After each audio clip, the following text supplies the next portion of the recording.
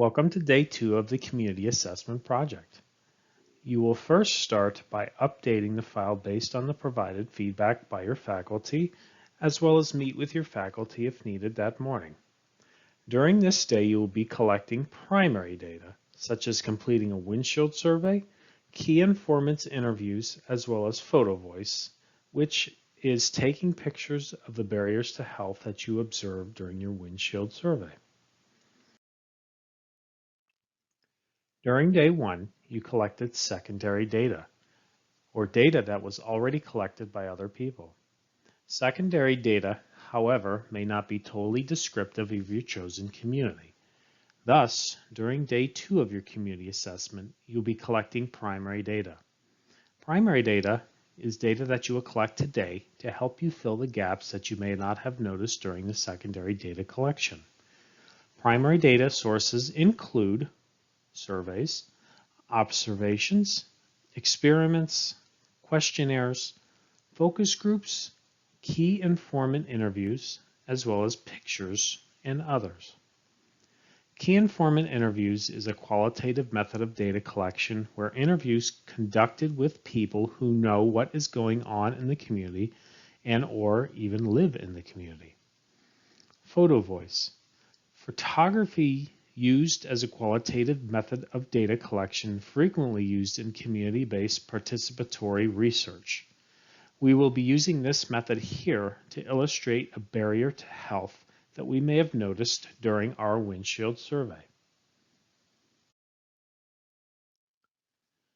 Together, all team members will complete a windshield survey.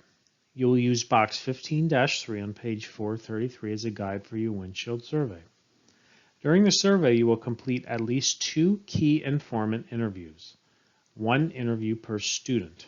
You will write a summary of your key informant interviews and add them to your Google Doc.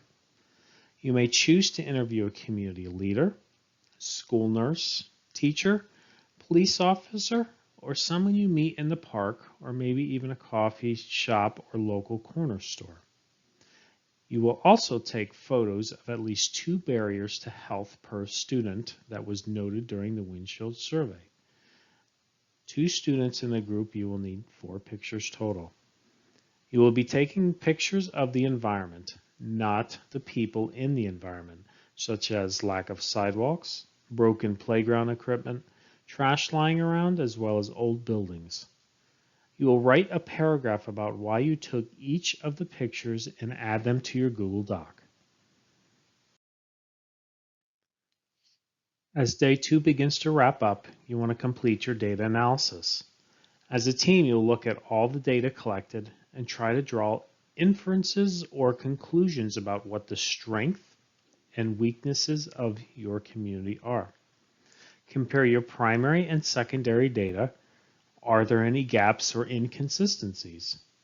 Is your data collected during day 1 consistent with what you observed or heard during your interviews? Do you notice any strong strengths of your community? Do you notice any weaknesses? Next, you will create a strengths and weaknesses table. You will add your table to your Google Doc. Based upon the weaknesses, you will create a community nursing diagnosis and suggest 1 nursing intervention. There has to be 1 diagnosis and 1 intervention per presenting student within the group. Add them to your Google Doc and let your faculty know the Google Doc is ready for their review. In the next slide, you will see an example of a community nursing diagnosis and an example of a nursing intervention. You will conclude day 2 of the Community Assessment Project by joining the Clinical Post Conference at 4 p.m.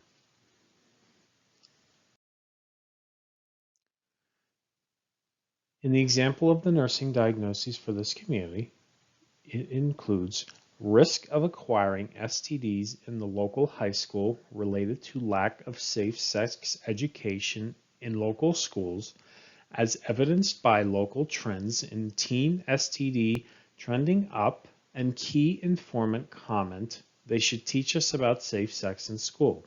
Maybe if we knew more, we could avoid STDs. One example of an intervention for this diagnosis can include create a safe sex education program for teens.